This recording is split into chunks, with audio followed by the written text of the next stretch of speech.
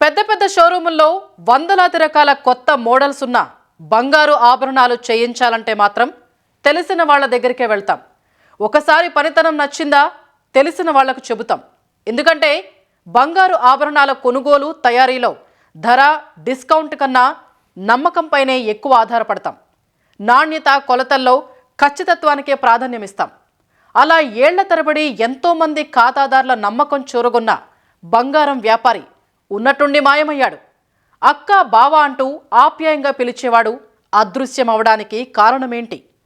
ఆభరణాల తయారీకి పెద్ద ఎత్తున బంగారం, డబ్బులు ఇచ్చిన వారి పరిస్థితి ఏంటి?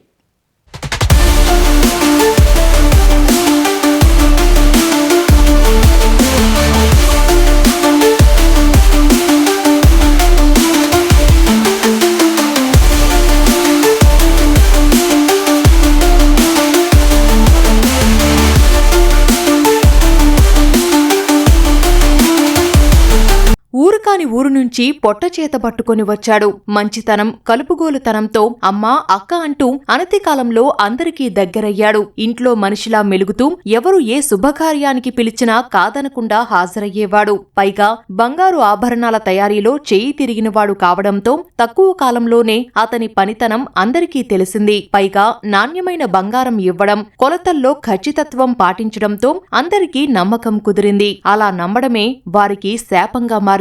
పెళ్లిళ్ల సీజన్ కావడం, బంగారం ధర పెరుగుతుందన్న ప్రచారంతో పెద్ద ఎత్తున ముందుగానే బంగారం కొనుగోలు చేసి ఆభరణాల తయారీకి అతనికి అప్పగించారు. మరి 20 ఏళ్లుగా ఎంతో నమ్మకంగా మెలిగిన ఆ వ్యాపారి ఏం చేశాడు? పెద్ద ఎత్తున బంగారం, నగదు కళ్ల ముందు కనిపించేసరికి అతనికి ఎలాంటి దుర్బుద్ధి పుట్టింది? పశ్చిమ బెంగాల్కు చెందిన సిసిర్ బాగ్ 20 ఏళ్ల క్రితం ఉపాధి వెతుక్కుంటూ తనకు వచ్చాడు. బంగారు ఆభరణాల తయారీలో చెయ్యి తిరిగిన పనిమంతుడు కావడంతో సొంతంగానే దుకాణం తెరచి ఆర్డర్లపై ఆభరణాలు తయారు చేసి ఇస్తుండేవాడు. మెల్లగా అందరితో పరిచయాలు పెంచుకుంటూ ఖాతాదారుల నమ్మకాన్ని చూరగొన్నాడు. అలా తణుకు పట్టణంతో పాటు చుట్టుపక్కల గ్రామాల వారు అతని వద్ద ఆభరణాలు తయారు చేయించుకునేవారు. అలా 30 మంది ఖాతాదారుల నుంచి పెద్ద ఎత్తున బంగారం, నగదు సేకరించాడు సిసిర్ బాగ్. అయితే ఉన్నట్టుండి జనవరి నుంచి దుకాణం మూసివేయడంతో పాటు ఫోన్ స్విచ్ ఆఫ్ చేయడంతో ఖాతాదారులు ఇంటికి వెళ్లి చూడగా అప్పటికే ఖాళీ చేసి సామాన్లతో సహా వెళ్లిపోవడంతో కంగుతిన్నారు. పోలీసులకు చెప్పినా పట్టించుకోవడం లేదని లబోదీపోమంటున్నారు. ఇప్పుడు ఉన్నట్టుండి వారికి ఐపీ నోటీసులు అందడంతో అవాక్కయ్యారు. వాడు మాకు గత ఒక 14 సంవత్సరాల నుంచి తెలుసండి.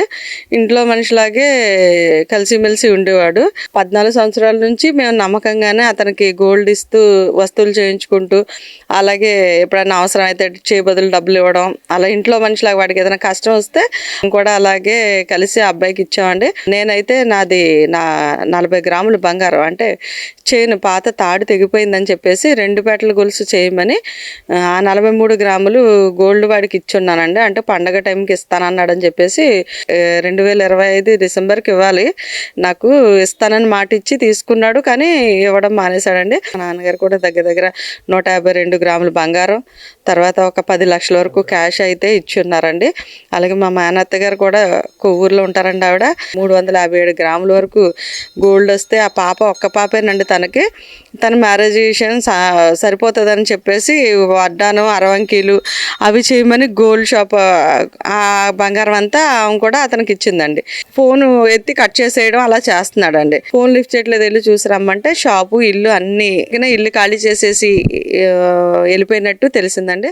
పోలీసుల నిర్లక్ష్య వైఖరిపై తీవ్ర విమర్శలు తలెత్తగా నిందితుడిని త్వరలో పట్టుకుంటామని పోలీసులు తెలిపారు.